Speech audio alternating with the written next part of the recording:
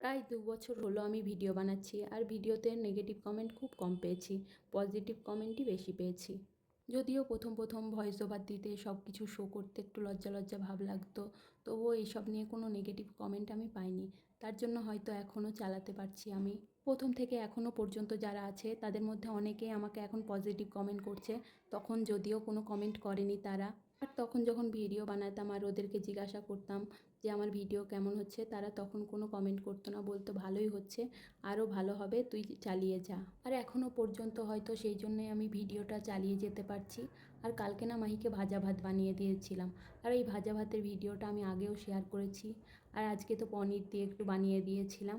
আর এই ভাত ভাজার সঙ্গে আমাদের কত স্মৃতি জড়িয়ে আছে, তাই না বলো? আমরা যখন কোনো কিছু খেতে চাইতাম না তখন মা আমাদেরকে ভাত ভাজা বানিয়ে দিত। আর সেটা কত আনন্দ করে খেতাম আমরা। আর মাহিকে সকালে উঠে তুমি যতই ভালো পদ রান্না করে দাও, ও তা একদমই খেতে চায় না সকালে। ও একদমই খেতে পারে না আসলে। তোমরা অনেকেই সাদা বেডশিটটার লিঙ্ক চাইছো, কিন্তু আমি তো ওটা অনলাইনে নিইনি, অফলাইনে নিয়েছি, তাই একদমই আমি ওটার লিঙ্ক একদমই শেয়ার করতে পারছি না। আর আগের ইয়েলো কালারের একটা বেডশিট অর্ডার করেছিলাম, সেটা তো আমার ভীষণ পছন্দ হয়েছে, তার জন্য এটাকেও আবার ইয়েলো কালারের আর একটা অর্ডার করে ফেলেছি। এটাও ভীষণ সুন্দর, তোমরা দেখো।